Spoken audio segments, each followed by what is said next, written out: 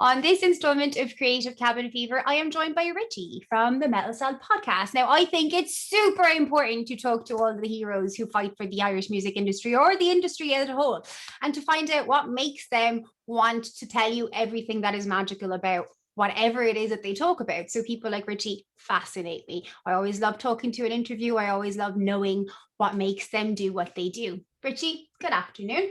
Hello, Rebecca. How are you? It's great. Thanks for having me on.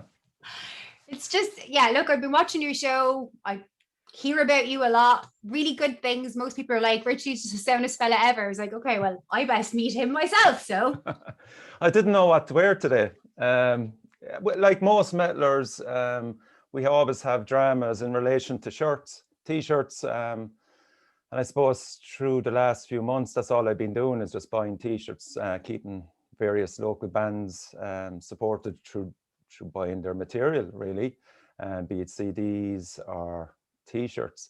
But today I decided to crack open my own packet that I haven't never worn before, which is the Metal Cell podcast t-shirt. So a shameless plug, but how bad? I love it. I love the t-shirt. Actually, it's on my list of ones to buy in the next few weeks, because you might not notice about me, but I buy 3 items of Irish merch every single week since this time last year in order to support the industry. I call them my captivities. Ah, very good. Fair play. Yes, so shout out to Colin Bulger for that fabulous design. Yeah, I love your logo. I think it's gorgeous. It's a really nice t-shirt. I am wearing Screams from the Attic. Ah, okay. Is that what's that again? Is that They are punk.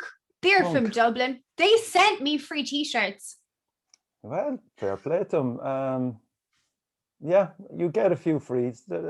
Not many, but I tend to, as I said, I like paying for them Yeah, me myself, too. you know. But yeah, you get the odd one or two, and happy days. You'd be glad to promote them whenever you can. Yeah. But I think that's the whole theory behind the t-shirt was I was really keen to get some form of branding out there, and like there's plenty of fantastic artists in the Irish metal scene. I'm always trying to promote them, but I have a good connection with Colin because he was one of the first guests I ever appeared on the show, and went to his gallery there. He was doing an art exhibition. I think it was last year, and it was fantastic. So he got some great support. A load of the local musicians showed up as well, so it was a brilliant night. And I just kept going. I'm going to get Colin to do the t-shirt. So we met in Crawford Art Gallery last year in the summertime, in the beautiful, when there wasn't many restrictions, I don't think, at that stage. I think they were kind of lifted from what I can remember. And we thought about it and talked about it. And this is the labor of his love. yeah, it's beautiful, and I love the colors in it as well. Because usually you think metal t-shirt, you're like, black and white, but that's Yeah, it's colorful. It really kind of represents your brand. I love it with the hunter on it. Gorgeous. Yeah. So big shout out to Colin. Yeah, there was like a lot of fans of the show would have known as well that I tried to get the whole lot done by a certain printing company over in England, and that went to pot just because of equipment issues more than anything else. So I went with another company, and of course Brexit came in at that stage, so I got caught for a rather large import fee for the hoodies actually, and head and hands moment. But I just said, look, fuck this.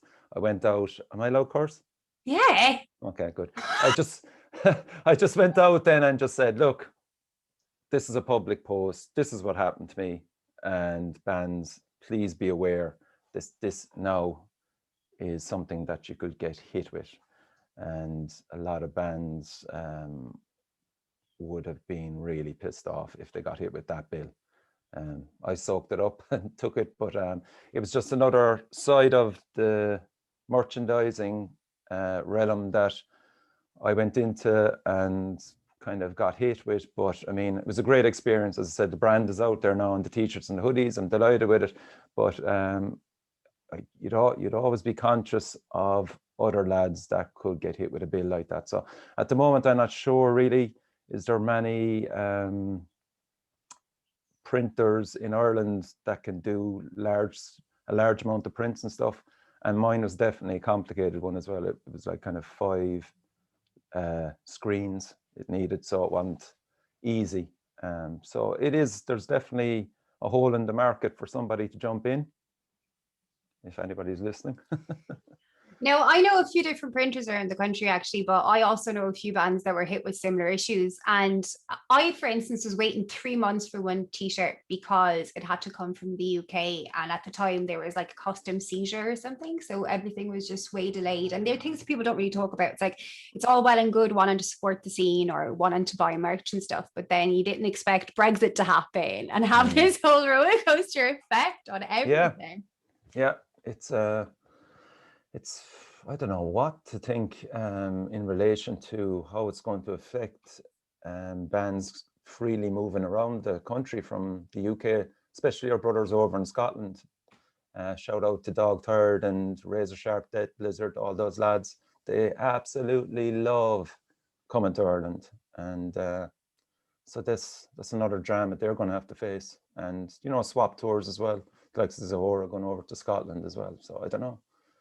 It's challenging times, be the best way to describe that. Yeah, it's an ever developing, ever changing, like everything about it. As far as I'm aware, Ireland and England are going to be solid together. The way that it might affect things is if England are trying to have bands from outside of Ireland in there, then visas come to play and stuff like that. But I think we can still have them over, no problem at all. I hope so. I've had enough of them on the show. That's another thing as well. Like any band that we'll say tours Ireland is fair game for me in the show. In case people wonder, like, how is Dog Tired, for example, or Razor Sharp Death, how are they on the Metal Cell podcast? Simple, because they've come over to Ireland, took the trouble to come over to Ireland, played in around 3 or 4 venues. I've met the band, lovely guys, and more than welcome to be on the show, and more than welcome to be promoted as well with any of their releases as well. There's great ties there between UK bands and Irish bands, and long may that continue. Absolutely. There's some incredible bands in the UK that I've had over for gigs as well that I have interviewed, and I'd agree, like it's super important, like to be humble and be like, yeah, it's great that you guys are coming to play here. You guys are awesome. I want everyone in my kingdom to know about you. Yeah. And then it's just, I don't know, do people hold that against me? I'm not sure. And I haven't heard anybody complain, but again, who knows, I tend to believe that what other people think of me is none of my business, so.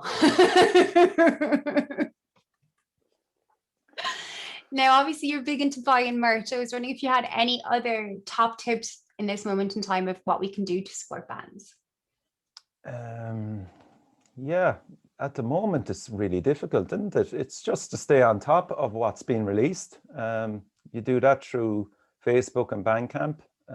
I certainly will be posting stories up with new releases. Burning Metal and Cranium Titanium are another 2 great shows that actively promote new releases, as well as the many Facebook pages as well, Irish Metal and stuff as well. But yeah, it's bands are still releasing, which is great, thank God. Shout out to Lugosi and Fraught there. They've 2 new releases. It's fantastic. Nomadic Rituals as well. And Dead Label actually are releasing an EP, I think in next week or the week after. I'm interviewing Danny from them tonight, actually. So that'll be interesting, man. They're doing really well for themselves as well. Yeah, it's amazing to see all the releases. It's just like constantly beautiful, and everything that seems to be coming out seems to be of such high quality, which is absolutely. Yeah, gone are the days with shit sound, and just I think every band have used social media really wisely in this lockdown to get to more people than normal. I think they probably have more time to concentrate on it, being truthful, haven't they? Yeah, to think about new original ways to stay relevant or push their music, it's really beautiful to see for me anyway. And I think there was never a time where people realized just the importance of music. Yeah, they've all upped their game really.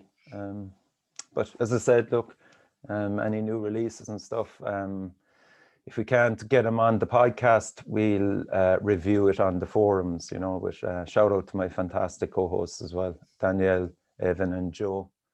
Jack retired for the moment, and Howard as well. A great co-host, actually. That's another brilliant part of the show. They go down really well with all my fellow metalheads. But actually, that was one of the questions that's coming up. So we'll just skip to that and then we'll skip backwards. Yeah. But I love the forums and I love the way you guys all review, because you all have different tastes in music, right? So that's super important. That's super easy for people to relate to. Because, like, let's say 1 week you're going to agree with Danielle, the next week you're going to agree with Evan, then you're going to be on, you know, I think that's fantastic. So how did that develop into an idea? How did you go from, oh, I'm getting sent all these beautiful tracks and people are trusting me with this music, to, I know what I should do. I should ask other people what they think about it and we should review it on the show. Okay. So how it came about was I was basically sick to death of doing it on my own. First of all, you're just going to go on, am I actually making any sense? Do people listen? And then I was just going, maybe if I just broke up every 3 to 4 episodes with the forums, and, you know, I would have known Danielle from loads of gigs, and Evan obviously from Worn Out, top dude, knows his stuff. And the funny thing was that I taught Jack as well. So Jack, his knowledge is second to none. And Jack and Evan weren't really best buds, would you believe? They knew each other and stuff, but seeing that relationship between the two of them developed beautifully while through the forums was fantastic. I mean, they are now fantastic friends. And as I said, Danielle just took to it, no bother. And like the 3 of them came to my house. I think Danielle had the car. So Danielle didn't really talk to the lads much, only the fact that they were musicians and just high and whatever, great gig. So she collected Evan, and I think Jack then made his way as well. But like, can you imagine Evan just jumping into the seat with Danielle and they're not really sure of each other, and they're all going to Richie's house in the middle of the countryside? And that's literally, and so when they came to the house, they were all chat. And I was going, wow, that's cool. And then Jack fell in as well. And it was just amazing how 3 different individuals became firm friends along with me. And then, as I said, it just culminated in Danielle's wedding then, where we were all invited, and it was just fantastic. But yeah, the chemistry between them is fantastic, isn't it? Yeah, I agree. But I love that. I love when things just, I don't know, kind of like an answer from the universe. It's like, okay, I've done this by myself for long enough. How do I? And then you put a wish out there and the wish fulfillment comes, and it just has that dynamic that works automatically so well, where the chemistry is and everyone has their own idea. Like, they never really agree on tracks, but No. they don't have to. Like, they don't have to. Yeah. Be pretty boring if they did. And like, as I said, we did, I don't know how many episodes with Jack, and, you know, Jack is concentrating on college, and, you know, it was just like, who we get to replace Jack? I mean, he gave me plenty of notice, and I just said, Joe from Gamma Bomb. You know, Joe was doing co-hosting with me, just with other bands from around Europe and the world. And he was brilliant. And his knowledge, like Joe has done it. He's toured all over the world. One of the most normal, modest guys you could imagine, and very funny. So so Joe slotted in there perfectly. Thank God. Like, I mean, didn't need any dramas or anything like that. And I keep then Howard and myself then just interview bands a lot of the time that are probably established for around 20, 15 years, because Howard has been playing that long, you know, and his input is fantastic as well. So it's a great bunch. I've assembled, as we call it, Avengers Assemble. But yeah, and it's fantastic. I mean, as I said, just as a host of a show, you know, sometimes you're kind of going, like, you're always questioning yourself. You know, if you're doing it right, well, I am anyway. If I'm doing it right, if I'm coming across well, and having just not I wouldn't say ego, but just to get other people on the show with you, just goes to show that you're not. It's not about you as a host. It's about the scene and who's involved in the scene. And as I said, it's great that I have fantastic company now with the co-hosts that I do have. Simple as that. Yeah, no, I would love someone to help me out. I help loads of people out with their stuff, but there just hasn't been a moment where someone went, "Hey, Rebecca, do you want a hand?" Just And would you wouldn't have any problem just passing it on to someone else with you? yeah, no, I would love. I love collaborating with people. Like I Mm, help out on Demara's Live. I work on loads of secret projects behind the scenes. My ego never comes into it. I'm yeah, actually happy for many projects that I've worked on to not even have my name attached to them because I yeah, just don't care. Like, yeah, yeah, yeah, yeah, yeah, yeah. Yeah, it's just an interesting thing to wonder about that, you know. Do I keep going the way I go on my own, or do I open it up to co-hosts? And I'm so glad I did. It's, as I said, the forums takes a life of its own, and it's so good and so good, such great fun. And like, I do expect them to do their research, you know, because I mean they do get the subject on. We all talk about whatever topic, we agree in it, and then I send them on the reviews of, we'll say, 4 or 5 different bands, and so I'd expect them to listen to them and stuff. So far so good, man. They haven't been cut out anyway yet. no, that's wonderful. Like obviously there's a lot of research goes into delving into an EPK and understanding a band. Like anyone who watches your forums or any of your shows and thinks that the lads just heard the song there and then and knew what to say, that's just it's Yeah, crazy. yeah, It's like I started writing reviews for Demars magazine 6 months ago, and learning how to write a review has been an incredibly big step in what you're supposed to do. Like, yeah, absolutely, absolutely. There is a big demand for people to review albums, isn't there, and EPs and bands. Yeah, so that was good that we brought that into the forums, I think, because again, you can't interview everybody. So like, if we'll say a band has something to release, and I will say, usually I work a month, for a month in advance with slots. So a lot of the time, a band can't just come up to me and go, well, and it has happened. Can we be on the show next week? I go, sorry, not a hope. I've got 4 weeks booked up, but after that, we'll say, for example, now April is good now at the moment, for 3 slots. So if those 3 slots are gone, I'll go, okay, what we can do is we can get your song on the forums. We'll review the song on the forums and give you a shout out that way. So that's handy that way, to have that outlet as well, you know. yeah, no, absolutely. I was doing like 6 interviews a week at one point, and then I realized no. Were you really? Yeah. Jesus. Okay. Yeah. It's like, Rebecca, what are you doing? You're Yeah. going to burn out to keep everyone else warm. Like, it doesn't even make sense. Like, Yeah. I did that with the Screaming Skulls, but I mean, there was a lot of, I could have done it once a month, and I took off really well with it. The Screaming Skulls would be, or sorry, the Smashing Skulls. The Smashing Skull sessions, that's what it was, yeah. The Smashing Skull sessions were basically to get in bands from America and Europe, because you do get a lot of interest from overseas with bands, just emailing you and asking you to come on the show. So, yeah, but again, it's so time consuming. I think I did 4 episodes. And shout out to Kelvin Dorn as well, who did a fantastic job on the artwork. But I've just parked it for the moment, is the best way to describe it, because my dad passed away in November last year, and that was a huge thing.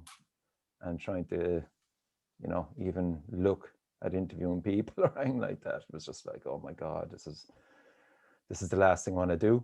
So then it was just parked, and it remains parked for a while, is the best way to describe it at the moment.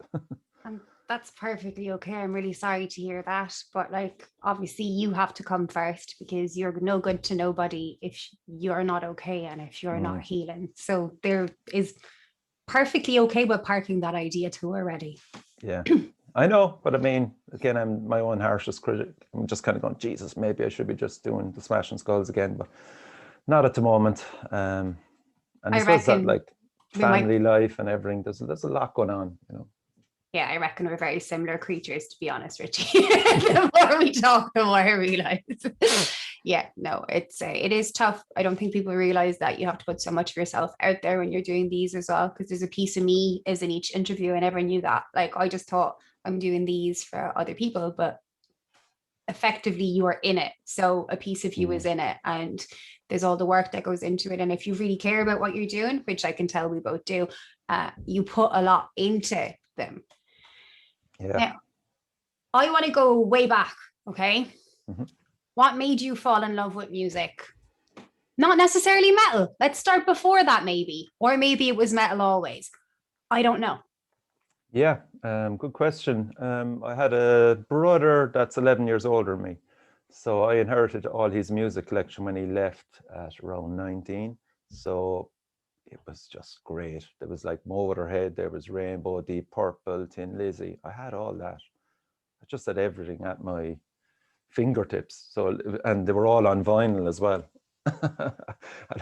Oh, vinyl, that's another story. But anyway, so yeah, so I had all that just playing nonstop, because it was more or less, I was an only child at that stage, and a lot of my mates were probably into sport and stuff. So, but it was just music, and just the effect it would have on me and other people and friends. And back then, nothing was easy with it. Like, you just couldn't fucking download it. You had to go and just like read magazines, send off money to get your tape or your vinyl. And I would say it was always rock and metal up to a certain point, but then in my teenage years, then the Cork scene was really strong, the Cork indie scene. And so you had the likes of Emperors of Ice Cream, Sultans. So again, I love live music more than anything else. So I was going to those gigs and I was just going, Christ, this is great. Didn't have to be metal, it didn't have to be rock. It just fucking, if a band is there just putting it out on the stage and you're with a load of people, friends, and you're just watching these performances. So yeah, so I just submerged myself then in Sir Henry's, because it was just one of the best venues in Ireland at the time. And there was American bands coming in, like Sonic Youth, Nirvana, Alice Donut, just so bands from England, Senseless Things, Ned's Atomic Dustbin.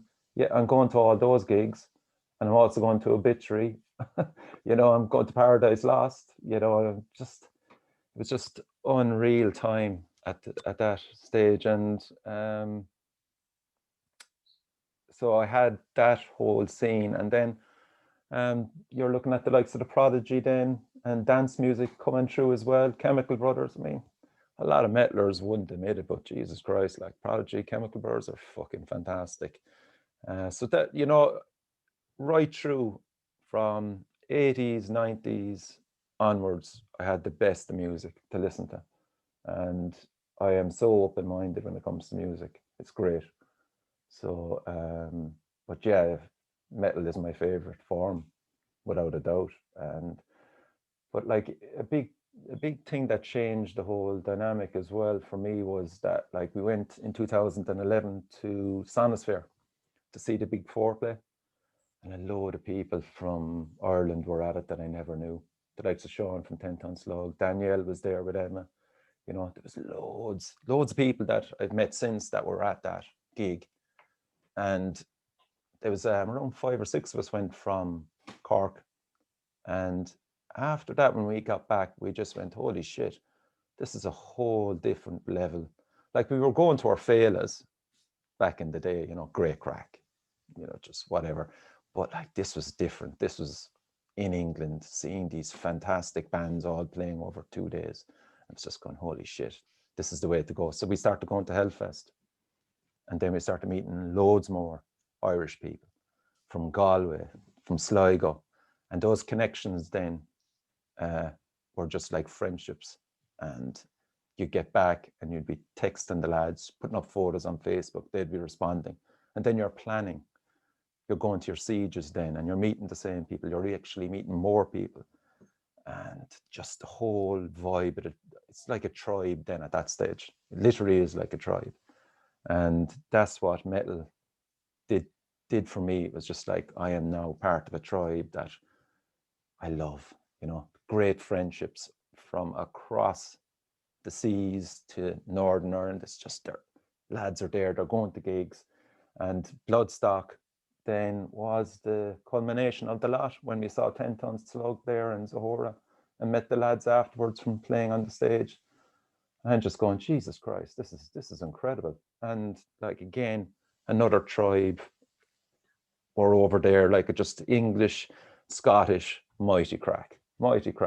And that was it then. It was just like, okay, this is it. I need to do something. I need to fucking get this music to more people.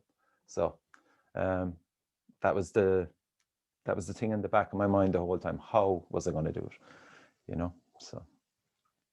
That's amazing. So I have a similar thing with Download Festival. That's my treat to myself every single year. And then this year I was super excited. We're finally going to have something on Download Weekend in Ireland. And then, but anyway, so I have a whole Download family and we stay in touch all year long. Like, there's some of us in South America, there's some in Glasgow, like England, all over the shop. It's amazing how music can just connect you. Like, you meet at one weekend like that, and then you meet every other year and you talk all year round. Like, I've been invited to weddings and it's amazing. Isn't it unreal? Yeah, it's like, it's hard to explain to people that aren't, well, as I said, normal people, you know, just your normal Joe Soaps that you meet in work or you meet in everyday life. They just can't understand what drives you, why are you so passionate about your music. It's because of these other people that you meet at these festivals. The smell of the grass and fresh air when you walk into a festival and you're looking around, you see this tented village and the merch is there. It's just a cacophony of, like, you know, senses just overload and going, oh my God, I've no responsibilities for like 2 or 3 days. Yes. It's true, like. Yeah, you're right. It's very hard to explain to normal people, but there's such a sense of community. There's such a liberating feeling. You can just be in the moment in the music. Like, it's the perfect moment of now. Like, there's nothing else. There is just music in a field. Yeah. And you've no responsibilities. You just get away from life for 2, 3 days and just walk around, going into tents, looking at merch, meeting people, strangers, looking at the way they dress. Just, wow, I love your t-shirt. Yeah. Just, you know, it's just simple stuff. And people will never, ever understand it unless they actually do it. You know? Yeah. But that's a huge part of why I love metal, is just festivals, live music. It will come back. Oh, it's coming back. We're not even talking about that. We're not even talking about that. It's still there. It's in our memories. It's perfect. So you fell that in love with music, the community, the bands, everything about it. And then you decided to start a podcast? Is that what happened? No. I was DJing. I was DJing kind of with where I work. I do shift work. Okay. So I have 2 12-hour days, 2 12-hour nights, and I'm off for 4. So before the podcast, I was filling that time DJing. Now, the DJing would be in pubs, playing 80s, 90s. Excuse me. It certainly wouldn't be, oh man, that's the new stuff. It's just horrible. I can't remember there ever been a time when just knew that. Is there even a top 20 or top 30 anymore? Do you know? I tend to not know things that are normal people's information. Yeah, I don't even know. I haven't a clue. But, back in the day, you'd always know what was number one or stuff like that. So, Jesus Christ. So I was DJing, and it was just a bit soul destroying when people just kept asking for absolute crap. That's the charts now. Whereas I was just quite happy to be playing Depeche Mode and fucking, as I said, Prodigy, Stranglers, Talking Heads, all that stuff. I throw in an odd curveball every now and then, I throw in a Mastodon track or Metallica or even a Fugazi one night as well. That was funny. Nobody kind of could understand that, but I got away with it. But it was just my own little kind of fuck you, But yeah, so the DJing, there's like kind of a 5 hour with setting up the gear into the van or Jeep or whatever, getting all the equipment set up through fucking loads of people in a pub. You play for 3 hours standing up and then pull down the whole lot. And I was just going, Jesus Christ, I love music, but I don't fucking love it that much anymore. And as I said, just getting all these lovely people at the start of the night and then watching them distort when they get drunk and getting really in your face aggressively asking you to play fucking Country Roads or something like that. I don't have country roads, fuck off.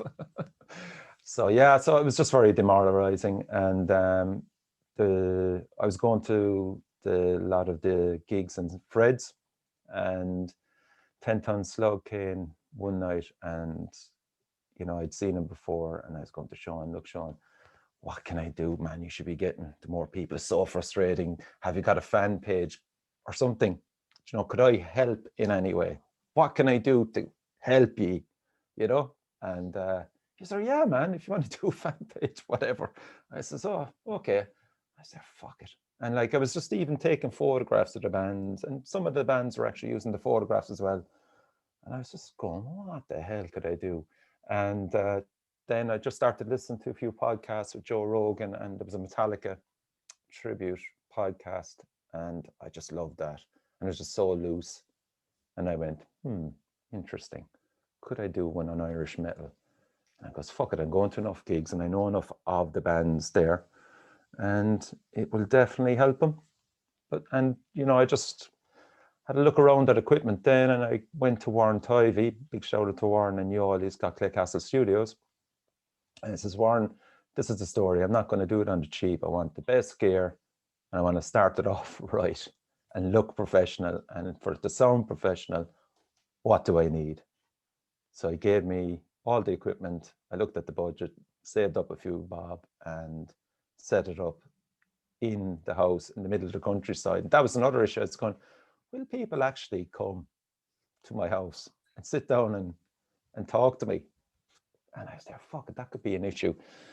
So set up all the equipment, tested it. Warren gave me the thumbs up. And so I collected a few of the lads, brought them down, and we did a few recordings, and then trying to work the equipment, produce it myself with Audacity was the first one. That was a free program. Again, you get what you pay for in it. So I went with Reaper then after that, and I got 3 episodes out, and I haven't really looked back since.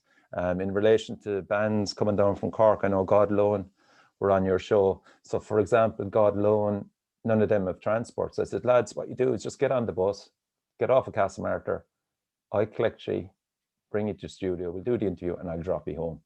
So, and that was it. And after that, then it was just like bands used to just get on the bus down to Castlemartyr, I'd do the interview with them and drop them home then, So it's a long night for him, I suppose. But, I didn't know how far it would go. I was just kind of going episode by episode, and then it just started getting a lot of interest, and suddenly I was just going, okay, must be doing something right. So that's the kind of how it started, and it's just kind of really taken off from there. Again, it's a lot to do with just, treating people with respect, to do the homework on the band, for fuck's sake, like, and not bamboozle them with questions or anything like that. It's more of an informal chat, So that's how I started. That's amazing. That's amazing. It's like, I really love your band so much. I'm going to do a fan page to how can I push more bands? And that's just amazing. Richie, that's a gorgeous story. I love it. Oh, okay, cool. That's how it happened. Literally, it was just like so frustrating to see bands like that coming in, and Jesus, they need to be out there more. Yeah. How do I make the world see their magic? Because I see it. Like, I can't be the only person who sees it. Everyone else should be seeing that. They shouldn't be paying attention to what's on the radio. They should be hearing what I hear because it's incredible. Yeah, absolutely. And then Pure Rock Radio came in out of nowhere then, from Canada, and said, look, I really like your show, and we'd love to have something over in Canada, North America from Europe. And would you be interested? And I went, oh, yeah, definitely, 100%. And that was Rich Embry, fair play to him. And myself and Rich had this great relationship since, So every Thursday, at around 9 or 10 in the morning, there's a shitload of people listening to me over in North America and Canada. Listening to Irish metal and listening to bands that they've never heard of, but the feedback is great from that. Certainly getting messages from people all over the world, really, at this stage, sending me stuff, liking my stuff. And yeah, as I said, it's weird the way it's gone. I actually recorded 2 episodes before I went to America last year, and I brought the episodes with me and I released them over in America, which was a really exciting thing to do. I told nobody, I just released them in America, and then they got flagged. I don't know what way they do it over in America, but iTunes flagged them as an official American release from the Metal Cell podcast. And I got into number 80, I think I got in the American music interview charts. And I was just going, holy shit, this is mental. And I've registered there then since. It just kept I don't know what the data they look at, but as I said, it's the podcast has been registered over in America, and I get updates every now and then when I'm charting in America as well, which is great. That's amazing. Like, just accidentally, I was on holidays. I just wanted to release my things. Oh. Yeah, it's like, what the fuck? I remember we were out on a lake in Michigan, and I got an update, and then on the phone, we were swimming off a fucking boat, and with my friend Brian Dormer over in America. And I went, holy shit, Brian, you won't believe this. And he goes, what? I goes, look at this. My hands were shaking. I goes, I'm number 80 in the fucking music interviews in America. And he's going, oh my God. We're there in a boat in the middle of nowhere in a lake. Just going, fuck, this is mental. Oh, stop. Of course, loads of cans and celebrations, whatever. You'd have to. Like, that's a deadly story. I just love like accidental stuff like that. That just makes you vibrate with excitement. You're just like, what the hell is happening? Yeah, it was just so bizarre. So what would be your best bits in the Metal Cell podcast? So like, what are your top memories? Like, what are your favorite kind of interviews or things that were said? Anything that just jumps out at you? You're going to forget loads of people are going to be watching this feeling really upset you didn't mention them. Those are okay. What's yours? Yeah, there's a few. I really like getting my gear and going mobile and getting out and interviewing bands away from the studio. And any siege that I've done has been fantastic. Big shout out to John and Kieran there for allowing me. First of all, I always just kind of I suppose I always approach anybody with the best intentions. And sometimes, you know, you'd wonder, are people suspicious of me? Or, you know, you would be like, because you don't, like, you genuinely don't know these people initially. And I always remember going to John, look, John, any chance that you don't mind me interviewing a few bands from the Siege? And he's going, yeah, no problem. This is all on Messenger. And I goes, look, I won't be in your way. I'm staying in the Clayton opposite Dolan's. So I'll just be bringing bands from the Siege over to Clayton and interviewing them in a bedroom in the Clayton, by the way. And yeah, it was the only way I could fucking do it. And because it was just so noisy in the Siege. So what I did then was I just fill a bat full of cans, so for the guests. And they come in then into the room with this stranger who's not stealing their organs with the bath full of ice, right? Yeah, honestly, I goes, yeah, seriously, I am interviewing you. Where's the interview? In the fire? No, it's up in the bedroom in the Clayton. Oh, okay. But as I said, we get in then. Shout out from Mick from Zealot Cult. Actually, he was one of the first ones I did as well in there. Mighty crack, like he was just going, holy shit, you have a bat full of cans. Like I was, no, crack open a can and we'd sit down and have a chat. So yeah, so that's they're great memories. Bringing the likes of Dictated over as well, fantastic death metal band from I think it's Holland. Yeah, two girls there, they were fucking great crack. And they had this the drummer, or is it the drummer or the bass player? No, the drummer actually, he was around 6'4", 6'5", and I brought the three of them upstairs into the bedroom as well. And this is like, lads, there's the cans, come on, we'll have an interview. So stuff like that was brilliant. Going to Monolith as well, and big shout out again to Con there. He set me up upstairs and interviewing Rotten Christ upstairs. That was a massive personal memory there. It was just so good.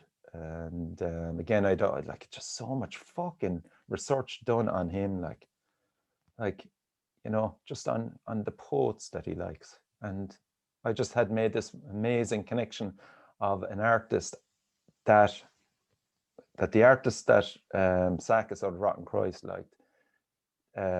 He also had a friend who was a poet, and the two of them were friends, and they were around at the same time. This is around 80 years ago or something like that anyway. And I just threw that at Sakis, and he just went, what? You know, just like, of course you couldn't see it on, I wasn't videotaping it, but like it was literally just went, oh my God, this guy's done his research.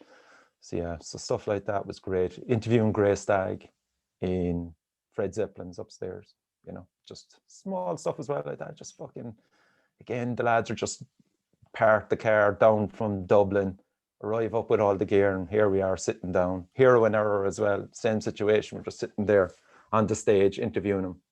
Love all that, you know. So they're highlights for me, you know. Amazing. I don't even know how I'd answer that question. So fair play to you. Okay, so local artists you'd recommend. Is there anyone you think I should be listening to from the Irish music industry right now? Oh, there's too many to mention. I'm not going to mention any bands that appeared on the podcast. Check them out because they're all brilliant. Very political and diplomatic. I love that answer. I will steal it for future. Yeah, there you go. We were sent in one question, as I said to you at the start before we started recording. So one person was brave enough to send in a question. I think it's a really good question. Any suggestions on how to get a proper rock or metal venue in the Southeast? You know where I'd love to see one? Waterford. I would absolutely love. I actually went to a gig in Waterford. Jesus, I'd say it might have been maybe 2001, I'd a guess. And it was to see a band called the Inspiral Carpets, an indie band. I don't know, but any of you, would you have known them? I know them, yeah. Okay. So I went down, it was in a hotel, and there was 8 people at it. And the band just didn't care. I don't know what they were on, drugs, drink, who knows. But all that gig was played on the dance floor. They didn't. The only one that was left, obviously, was the drummer, but the rest of the band were with us on the dance floor the whole gig. You know, but getting back to your question, I'd love to see one in Waterford. It just depends, really. Doing a bit of homework first of all, see who used to run gigs before. Maybe talk to them, find out what happened, why they stopped doing it, and have they any connections, and kind of go from there. You don't need a massive venue. I mean, you look at the size of Fred's, but I would say you need to talk to people in the scene down there and take it from there, really. I can't imagine going blindly into some bar and saying, hey, I want to start doing metal gigs. You know, after the Forum closed down in Waterford, that was kind of the death of Waterford. Yeah, it's just like people don't go to gigs anymore, right? Like I have tried. I have had some of the best acts in the country play Waterford and 10 people turn up. So I just don't think gig going culture is here anymore. I'm super hopeful that when things return to a semblance of normality, people will have remembered how much they miss gigs, and there's a chance of there being a resurgence. And at which point I already have things in the works, hopefully, to rejig Waterford's gig scene. But like, because so few people are coming, it got to a point where I didn't realize I was supposed to get paid for gigs. So what was happening was I was putting a fee on the door. All the money I was using in promotion was going into the promotion. I was never getting it back. And every single band that played got to split the door and I got nothing. Yeah. Like you cannot, like I thought I could, but it turns out I cannot live the rest of my days with the love of music and passion. Like, but I don't understand it. Is it just because Waterford is a college city? Like there is the regional, isn't the regional college? And there's another college as well out there as well on the right hand side as you're coming into Waterford. But let's say I went to see Kneecap on my birthday September 2 years ago now, and they were a college night, so they were part of like Rag Week. Okay. So you'd expect, it was a Monday night, but you'd still expect, because it was part of Rag Week and it was Kneecap, there was 32 people in the venue. Yeah, fuck me, I don't know. I can't explain it. Like, Richie, I've been trying to figure it out. I just don't know what it is. Like back when I started doing music promotion 12 years ago, I could fill Murphy's, that was a biker bar on the Quay, no bother. I could literally have anyone in there and it would be full. And then everyone would go to the Forum afterwards and that would be full. And then you had loads of other pubs that you could go, like Drones, loads of other pubs that were full all of the time. And then nothing. Like you could go to a DJ night and it might be jam packed, or you could go and have one of the biggest DJs in Europe play and 5 people turn up. So it's just, I can't explain it. I've looked into it. Like obviously closure of venues has had a big thing to do with it. I think a lot of people are really enjoying staying home and taking drugs as opposed to leaving their house and taking drugs. Okay. It's just, you know, so I don't know. It just seems that the gig going culture, from what I've experienced, just doesn't seem there anymore, even for smaller gigs. So like even for gigs where it's like local, like I'm the musical director in the Rogue. So even like if you're having a jazz night or stuff like that, there's sometimes where it's jam packed and you'll have all the jazz students there with all their friends. Yes. And there's other times where literally you just have the jazz people there. It's inexplainable. Yeah. And those are free gigs, you know, or it's like there was a record store in Waterford there for a while called Dive Records with the finest collection of vinyl I've ever seen. Like he's just incredible, Ben Lahan. And we were renting the venue out and we had like By Curious there. I think 17 people. Oh, class band, yeah. They're amazing. But I think 17 people showed up and like they were there with the last Vinci. Like it just could not, I don't know why. Jesus, I would have went to that myself. I actually, did I see By Curious and Last Vinci together? By Curious and God Alone. That was it, yeah. What a fucking night. Jesus Christ. That was absolutely brilliant. The talent these lads have is second to none. Like, it is fucking mind-blowing. And that's a question now that you've answered, because I was just kind of going, because we did an episode on the Kilkenny metal scene. Yeah, I watched it. I did an episode on your local 32 where I poached some of your things. Thank Oh, you so really? much Yeah. for your help. But I did plug your show twice in that 10-minute segment. Thank you very much. You're welcome. Thank you very much. But yeah, wasn't that interesting? So interesting. I loved it. And like, that's part of why we're doing your local 32. So myself and Kozak from Damar's Entertainment, we do 2 counties at a time, and we pick one band from each county, and then we get as much information as we can about festivals, venues, and things because we can't travel right now, but why don't we know more about the rest of Ireland? How did you get on with Roscommon, actually? I saw that. I didn't get to watch all of it, but I saw you talking about it. And my wife is from Roscommon. All right. Yeah. So I was really, really nervous, but it turns out there's a band called The Flies from Roscommon, and they are incredible. Oh, cool. Like, I was like, I'm not going to find anyone. Like, and I was really worried because there's a friend of mine, she was telling me that she went to Roscommon, and that's why she keeps selecting Roscommon in the vote, because she wants to know what's in there, because she saw how small it was. And it was like, this is a poison chalice.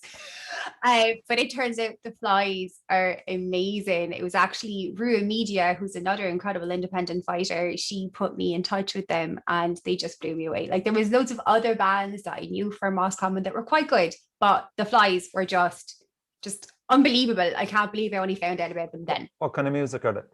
They would be kind of like indie. Yep. Okay.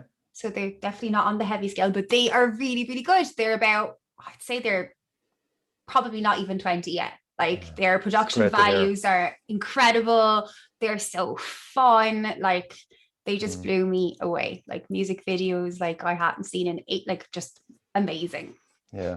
And what amazed me about that actually is, if there's no venues, because I then found out there's no like selected music venue in Roscommon, right? So you've got pubs you can play in, but there is no allocated, this is a music venue. So I was like, there's obviously not going to be any good bands, because if they have nowhere to play, how do they hone their skills? I was wrong. There was so many good Roscommon bands, even though there was no venues. Fuck's sake. Yeah. Yeah. It's mad. And it's really, and there's no shortage as well. There's no shortage of incredible Waterford bands. Like, that's the other thing. We might not have venues at the moment, or places, or a scene, but the bands coming out at this part, like. And like, where can they play then? Like, I mean, it's only probably Dublin and Cork. If anyone will take them, or Limerick, and I should say. Yeah. Like, if anyone, like, you'd have, like, it's really hard to be seen when you're from Waterford. Like, we call it the forgotten city, because it is what it is. Like, it's very, very hard if you're a band from Waterford, unless you get really lucky with a manager, or you somehow develop loads of friendships after traveling. It's very, very hard. Like, there's a few bands make it quite well, deservingly or undeservingly, that's not really, but a lot of bands that really truly deserve to be seen aren't getting seen. That's kind of why I started doing what I'm doing. Wow. Yeah, it's just something that's on the back of my mind. After doing the Kilkenny one, I was actually kind of drawn to Waterford, because I know there was a scene there. Right, we used to have hot press nights here. Like, everything was happening in Waterford. There was so much. The National Lottery did draws on the plaza. Keela played. Like, so much went on. There's still a lot going on, but it's just not what it used to be. Yeah, strange. Very strange. Yeah, I don't know. As I said, I might do one on Waterford just for the sake of it, and kind of go, if I can get people who might be listening, get them in contact with me. I mean, we'll kind of keep this thing going. So we started with Kilkenny, and we'll see where we go with it. As I said, like that's another thing about the show as well. It's not only is it about current metal bands, it's about acknowledging the past as well, and bands that had their time in the sun many moons ago, and that the members are still there, and there's a story there to tell. You know, if you are doing a Waterford installment, I know exactly who you should have on it, and I'll talk to you about them off air, so you can contact them. You'll have the best for your Waterford show. It won't involve me. We're good. Okay, cool. So yeah, the last question then before I go. So obviously you are reviewing all these things and you're loving it. Like, how much of an honor is it, like, when you get people to send you their music before it comes out? Because I know what it feels like to me, but I'd love to hear how someone else feels about it. Yeah, it's great. And like there's just really a lot of bands that trust me with their stuff. Because I mean, it's their labor of love and they're giving it to you for feedback and what do you think about it? And, you know, it's great. Like my car journey is 25 minutes to work and 25 minutes to back. So I'm constantly listening to new music in that journey. So, but like as soon as I get in the door, then it's dad is here and, you know, it goes out the window then. But yeah, it's really, really privileged position to be in. And, you know, and if I can help in any way with just the feedback, and there has been times where I have, and it's been a great feeling that actually the band have taken on board what I said. I'm not going to name bands, but yeah, it's certainly is a privileged position to be in. You do get a load of emails from bands all over the world. I would anyway. And again, the Irish lads get the priority, and then UK, and then kind of work backwards, you know. But what I do like doing as well, I have a good friendship developed with Peaceful Records, so I'll always contact Simon Glacken, and he gave me Hell Ripper and a few other bands, Crupmore, Alter. So I'm developing that relationships so I can get the likes of those bands either reviewed on the forums, or if they'll come to Ireland and do a tour with one of our own bands and vice versa. So that's something that's kind of developing nicely at the moment. I think they're a really brilliant label, and I love the artists on it. So that's something good that could come to fruition maybe next year, the year after, when we get back to normality. A few peaceful bands coming into Ireland and vice versa.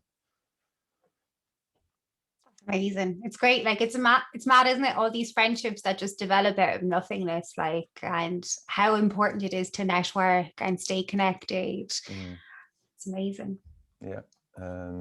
Yeah, it's great. And as I said, seeing live music is where it's at for me. As I said, grand bands send me music, it's great, but I need live music. I need to be in a gig watching. That's what I want. That's all, you know. So I hope that answered your question to some degree. It did. It was wonderful. Is there anything you'd like to add to the interview before I stop recording, Richie? Yeah, support your local metal scene. I keep saying it every time. Visit the www.themetalcell.com for all the podcasts and YouTube. I have a merch range, The Metal Cell. Check it out. It's on Big Cartel. And anything else? No, just thanks for having me on. And as I said, I hope your show goes from strength to strength. You're doing a great job. Thanks, Rebecca. Thank you, Richie. So go buy one of his t-shirts. They're really, really cool. They're on my next week's thing. Also, watch his podcast. And if he's doing a Waterford one, don't miss that, because I'll have sent him the best of people. Definitely. That's going to happen then. Cool.